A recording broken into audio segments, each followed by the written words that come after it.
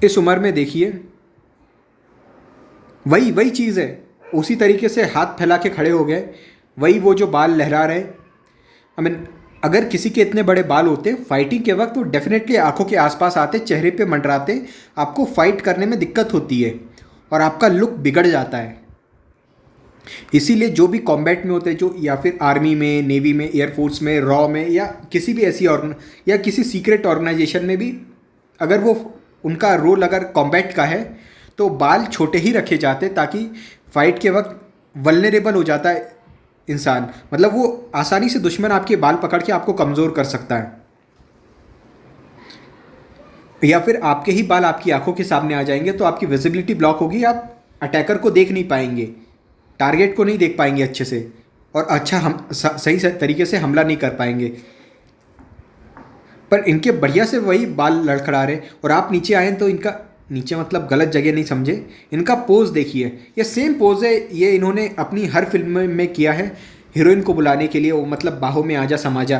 तो उस वक्त भी क्या इनकी मंशा उनसे लड़ने की या ऐसा कुछ रहती होगी, या अभी इनको जो दुश्मन से है कि गले लगाने की मंशा है, क्या है, आप कुछ समझाना चाहेंगे? 2023 में यह मब फूटने वाला है, तो आप प्लीज़ सतर्क रहिएगा। इनके बारे में मैं क्या बोलूँ, बगल में आप इसकी तरफ ना देखते हुए हरे कलर में जो महिला है उनको देखिए, उनका ड्रेस देखिए, उनका लुक देखिए, वाह। मतलब एक डिसेंट कलर में, मतलब अगर उसकी जगह ये लड़की हीरोइन होती तो ये ज़्यादा अच्छी लग रही होती।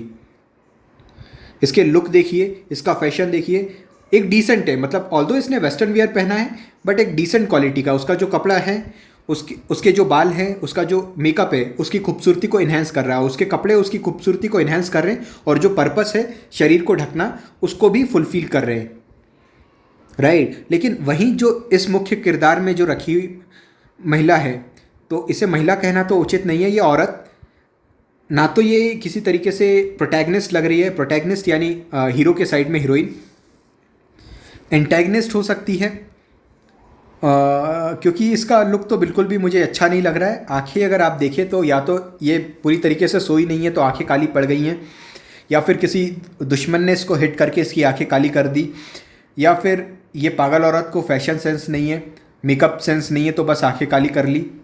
तो चेहरा बिल्कुल भी देखने लायक नहीं है। चेहरे के से आप नीचे आए तो मतलब नीचे क्या, चेहरा नहीं देखेंगे तो और कहीं तो नज़र जाएगी ना। अब बगल वाली औरत को तो ज़्यादा देर तक नहीं देख सकते, क्योंकि नेक्स्ट कट में वो बेचारी चले जाएगी, यही यही रह जाएगी, तो आपकी नज़र फिर और कहीं जाएगी, तो उसकी ड्रेसिंग सेंस पे। तो जो ड्रेस है वो क्या अपने औचित्य को फुलफ़िल कर रही है? नहीं। वस्त्र किस लिए पहने जाते हैं? पहली चीज़, शरीर को कवर कर सके डस्ट से, बैक्टीरिया, वायरस, ये सब चीज़ों से भी, जो आसमान मतलब नॉर्मली वातावरण में होता है, तो खुद को भी प्रोटेक्ट करे, और दूसरी चीज़ फिर लुक भी अच्छा है। तो क्या ये दोनों ही मकसद फुलफिल हो रहे? नहीं, उसके कपड़े उसके शरीर को कवर नहीं कर पा रहे हैं, उसको वो उसकी खूबसूरती को भी इन्हेंस नहीं कर रहे हैं, बुरे ही लग रहे हैं। बस ऐसा लग रहा है कि या तो लड़ाई करके आई तो किसी ने ऐसे बस फाड़ दिया, वो जो सलमान खान के साथ तब्बू का सीन था ना, जब दुश्मन गलत जगह उसे पकड़ लेता है और एक एग्जाम्पल देता है कि इस तरीके से फाड़ देगा, तो ये वही हुआ इसके साथ। ऊपर दो आंखों पे पंच मारा और ऐसे फाड़ के चला गया, और ये बस प्राउडली ऐसे आ गई, अकल नहीं औरत को।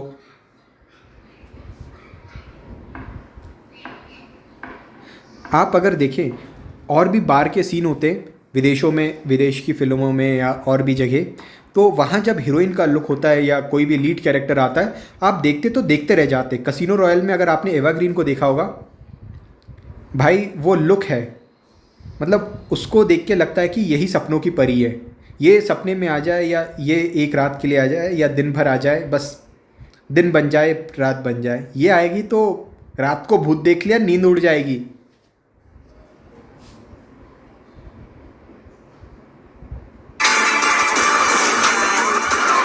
ये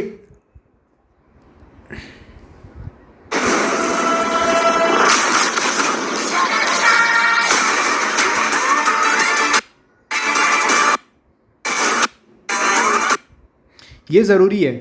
ये जो क्या बोल रहे हैं इसका, अच्छा दिखना, लुक वाइज ये ज़रूरी है। ये एब्स नहीं निकल रहे तो ये ऊपर से ये दिखाने की कोशिश की गई है। ये सेफ्टी गई भाड़ में, लॉजिक गया भाड़ में, बाकी सारी चीज़ें गई कि ऐसे जो हमले किए जाते हैं बजूका लेक, मतलब ये ओपनली एक किसी डेवलप्ड स्ट्रीट पर ओपनली ये बजूका, इसे बजूका ही कहते हैं, बजूका होगा या आरपीजी होगा, तो ओपनली ये लेके चल रहा है। नहीं संभव है यार, मतलब पुलिस वाले होते हैं, लोग अगल बगल होते हैं यार, ऐसी सिटी में क्राउडेड, लोग चिल्ला देते हैं। या फिर पुलिस होती, सर्विलियंस कैमरा होता है इस तरीके की डेवलप्ड सिटीज़ में, विद इन अ मिनट यार आपको कैप्चर कर लिया जाएगा।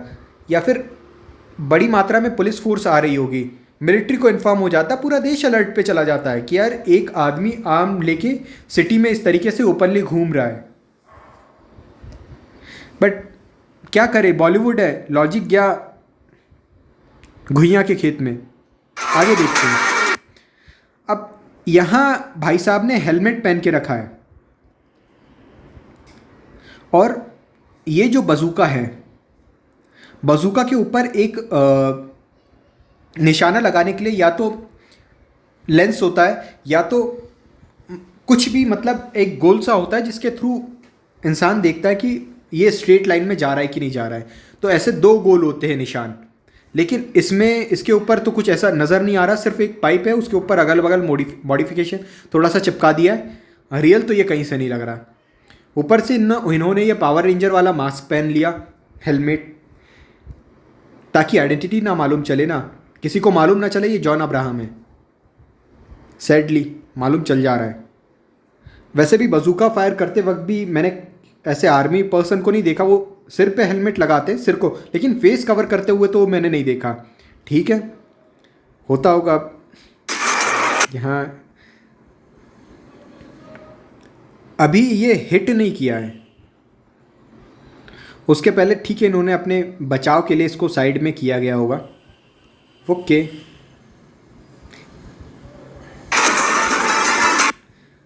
लॉजिक गया भाड़ में।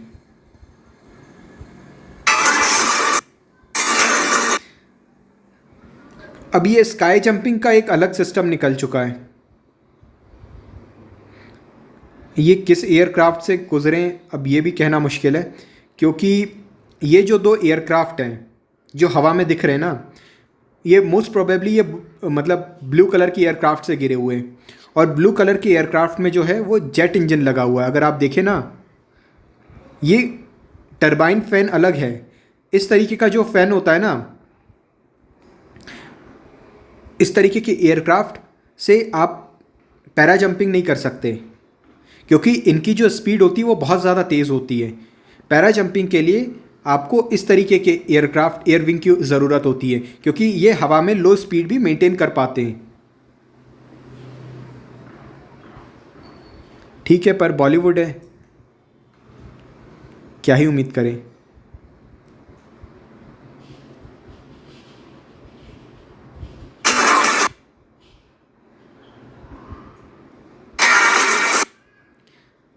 अब यहाँ जब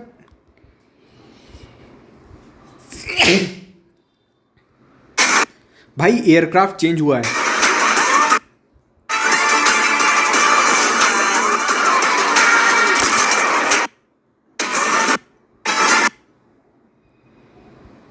जॉन बनेगा डॉन।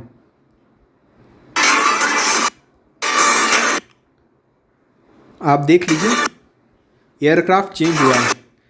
पहले एक वो एयरक्राफ्ट और ये एयरक्राफ्ट अलग है।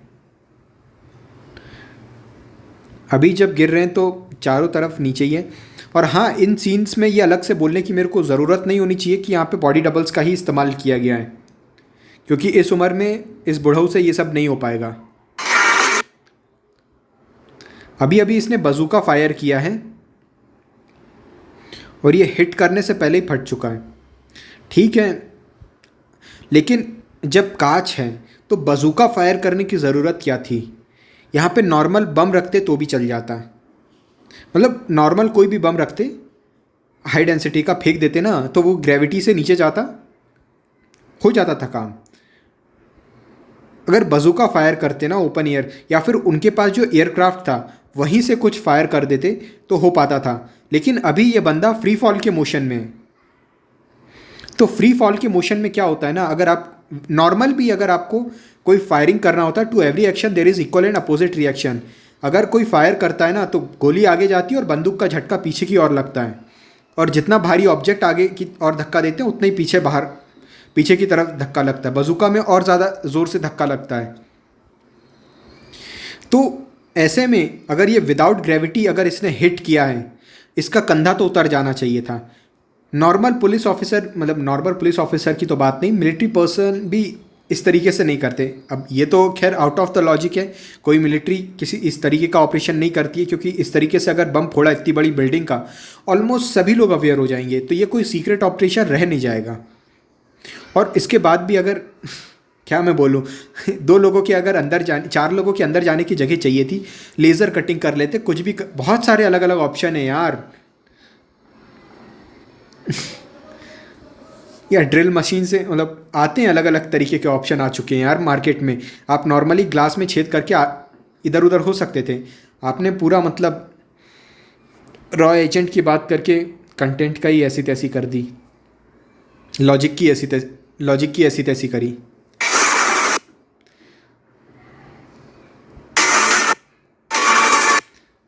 हेलीकॉप्टर का होना ज़रूरी है ना भाई, क्योंकि बगैर हेलीकॉप्टर के अब थोड़ी ना कि पैसे खर्चा हुए हैं और एक्शन है। और ये आप देखो, ये पिद्दा आदमी इस लंबे आदमी के ऑलमोस्ट ऑलमोस्ट बराबर बराबर आ रहा है। मतलब क्या आप बोले हम ये इसके छाती तक नहीं आता है झाटू। अब तो ये तो बराबर ही आने को हो रहा है, इतना लंबा पाव।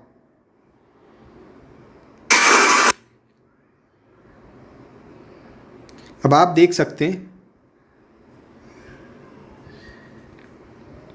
इस सीन में, ये दीपिका पादुकोण तो नहीं है, और ये आदमी आराम से ऐसे बैठा हुआ है कि इधर इसको ये दीपिका पादुकोण एक मतलब एक लड़की इस तरीके से टर्न ले सके। उधर वो आदमी बैठा हुआ है, इसको कोई दर्द नहीं हो रहा है, पीछे ईयर ऑरेंज टी शर्ट वाला मस्त पूरा सीन का देख के नज़ारा ले रहा है, और ये देख रहा है कि अब आए और मुझे मारे, वाइट टी शर्ट, और ये एकदम खड़ा हुआ ये पूरा सीन देख रहा है। अगेन मैंने जो आपको पुराने सीन में कहा था कि ये जो बालों का प्रयोग हो रहा है इस तरीके से इसीलिए किया जाता है ताकि ये फेस एक्सचेंज किए जा सके, आई मीन इसकी जगह बॉडी डबल काम कर सकें। ये दीपिका की बॉडी है नहीं और दीपिका से इतना होगा भी नहीं, पहली चीज़। क्योंकि नॉर्मली फ़ाइट के दौरान क्या होता है ना, अगर लड़कियां फैशन इस तरीके की वेस्टर्न वियर या किसी ऐसे फैशनेबल वियर में भी होती हैं, बाल तो एटलीस्ट बांधती ही हैं ताकि विजिबिलिटी कम ना हो, अगेन फोकस कर सकें यार, अपने सेंसेस काम कर सकें। बट इन्हें बॉडी डबल यूज़ करना था इसीलिए, और फिर अगर बाल बांध दिए तो फिर वो लुक ख़त्म हो जाएगा ना, वो भी तो लुक भी तो दिखाना है थोड़ा सा, फिर यशराज फिल्म का नाम कैसे रहेगा।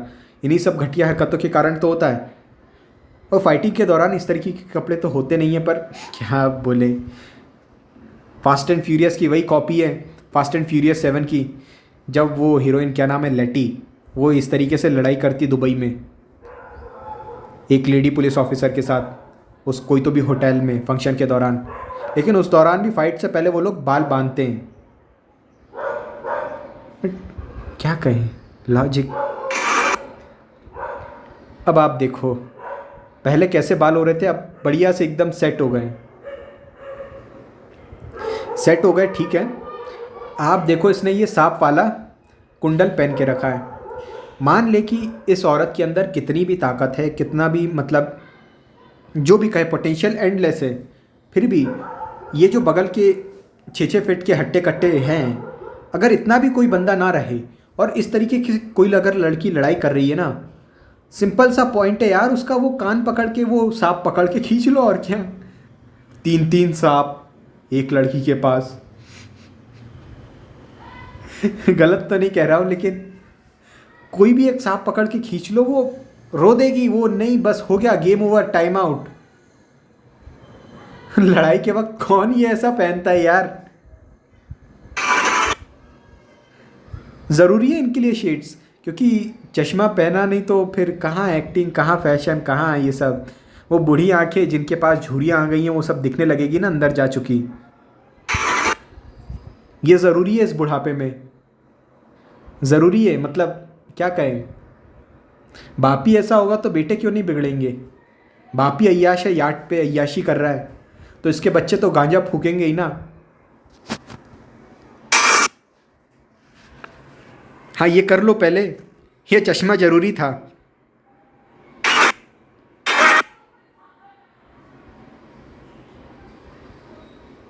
आजा मार मुझे। अमित, इसके पास पीछे बंदूक रखी हुई है, ये निकाल के डायरेक्टली उसके मुंह पे भून सकता है। बट ये बढ़िया से कोई इसकी डिफेंस की पोजीशन नहीं है, कुछ भी नहीं है, बस आ बैल मुझे मार।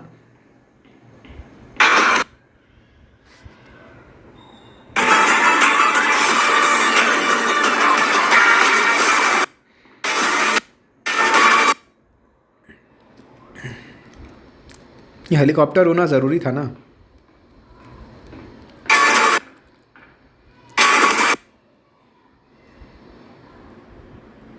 ये बढ़िया से जाने दो उसको उस बगल में, जान दे भाई जान दे।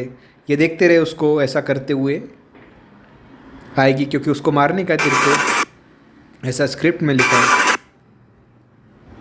ये सीजीआई की मदद से कोशिश की गई है, इधर का उधर पेस्ट करने की, कॉपी पेस्ट अलग समझ आ रहा है, और उसकी बॉडी तो अलग ही विजिबल हो रही है कि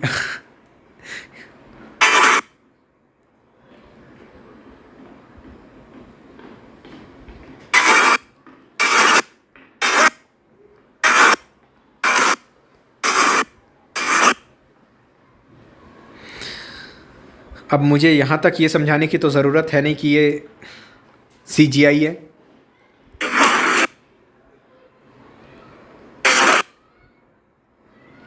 और ये पोस्टर देख के तो अगर मैं बोलूँगा कि ये सीजीआई है और आपको समझाना पड़ेगा तो फिर ये दुर्भाग्य ही होगा।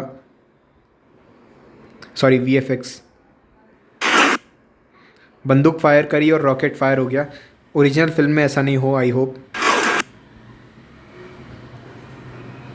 ये ज़रूरी है, इसके बगैर यशराज की कोई फिल्म बनी नहीं सकती, क्योंकि यही तो उनकी जान है। भले ही ये देशभक्ति के ऊपर बताना चाह रहे हो, रॉ फिल्म मतलब रॉ एजेंट के बारे में, लेकिन ये अगर नहीं होगा तो फिर कैसे होगा। चाहे वो वॉर हो गई या क्या थी उसकी, घुंघरू टूट गए, वॉर ही थी ना। और फिर उसके बाद में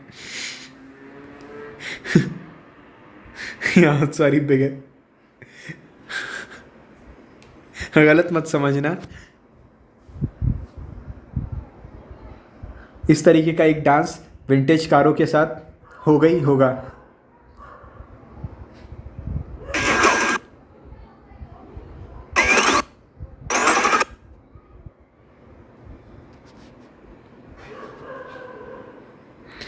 ये बख्तरबंद गाड़ी है, ये नीचे बैठे इंतज़ार कर रहे हैं कि आ जाओ भाई, दो मेरे को बम, हम फटेंगे। मतलब यार, एक तो ये बम लग नहीं रहा, और मान लिया कि ये बम है तो भी मैं देख रहे हैं ना कि बम आ रहा है, उसी हाथ से कैच करके पीछे फेंक सकते हैं, राइट। नहीं भाई, फटना है हमको।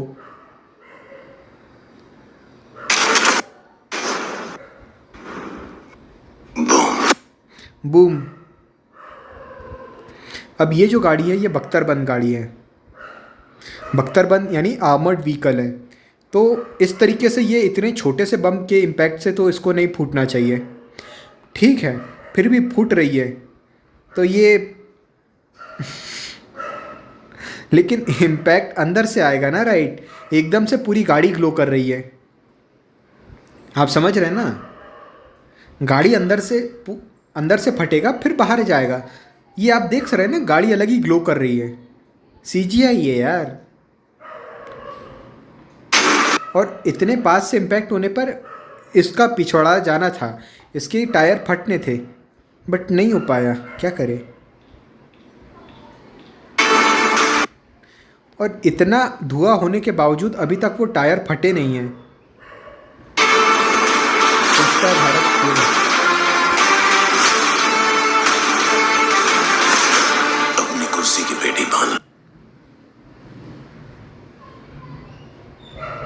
बचा लो अगल बगल वालों को ऐसी फिल्म देखने से।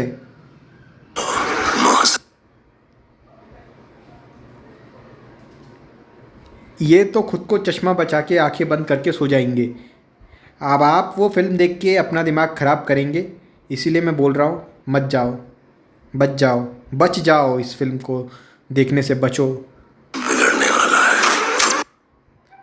आपका मानसिक संतुलन बिगड़ने वाला है इस फिल्म को देखने के बाद। भाई ये जेट पैक नॉर्मल चीज़ नहीं होती है, वज़न होता है इसमें। बट ठीक है, इसने इस बिहड़ रेगिस्तान में लाया कहाँ से, उड़ा कहाँ से रहा है, क्या कर रहा है अभी, तो अब लॉजिक जा रहा भाड़ में। तो इसके ऊपर मैं ज़्यादा बात करूँगा नहीं।